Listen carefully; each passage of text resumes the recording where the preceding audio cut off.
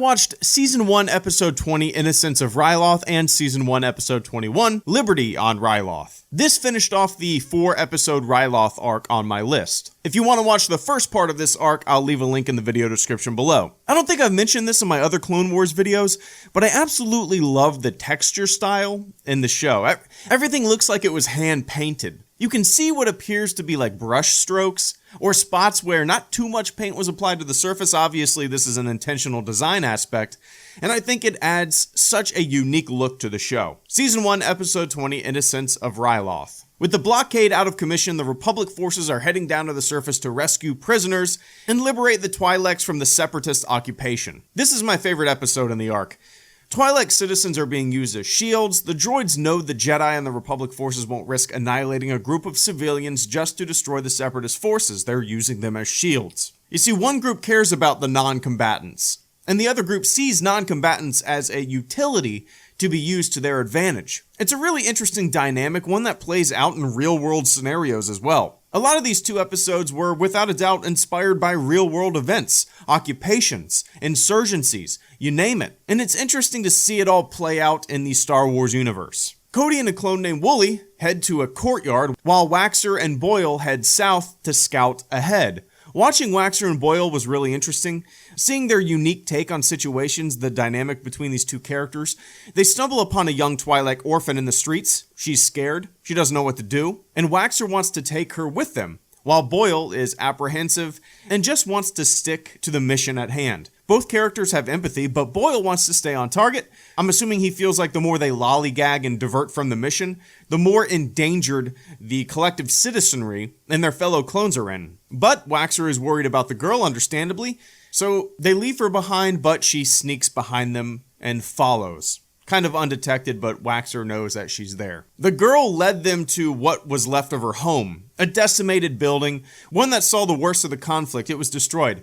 The moments between the girl and the clones was my favorite part of this arc. It was obviously directly influenced by real-world conflict, humanizing these characters and putting them in situations that could potentially really happen, and have really happened. Seeing the side of war that isn't just blasters and vehicles, that isn't just droids and clones, but seeing the side of war that affects the civilian population, the non-combatants. Before I watched this show, I had a preconceived notion of what it was, and I never expected it to be this deep, and I'm pleasantly surprised for sure. So the clones and the girl meet up with Obi-Wan and Ghost Company. The Twi'lek girl shows them a way to reach the prisoners who are being used as shields by the Separatist forces. They rescue the prisoners, and then set their eyes on taking back the capital. After I watched Innocence of Ryloth, I watched Season 1, Episode 21, Liberty on Ryloth. The Republic forces are pushing towards the capital. Mace Windu and crew are in a costly battle, and when the initial smoke clears, their push costs them 32 men. There's a plasma bridge in the episode that I instantly fell in love with.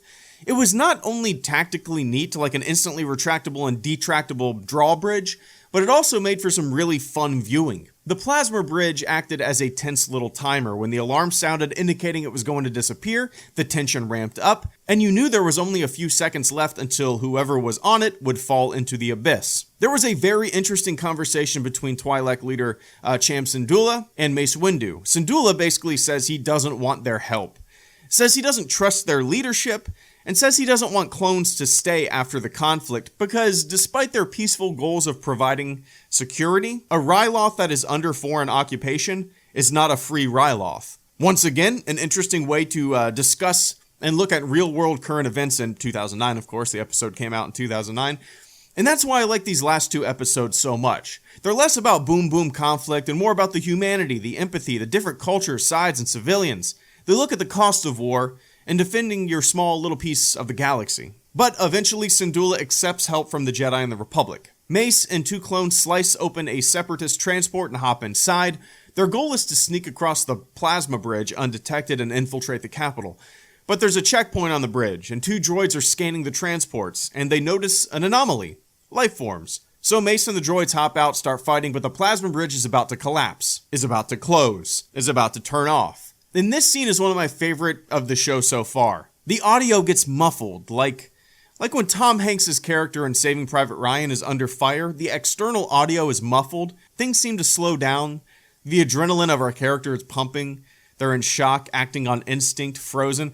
It's just a really cool scene. Anyway, Mace uses the Force and he slings 2 clones safely across the bridge, and then Mace manages to get on the other side by hopping on a little droid scooter thing. Forgive me for not knowing what exactly those are called. I'm sure somebody will leave a comment in the video description below.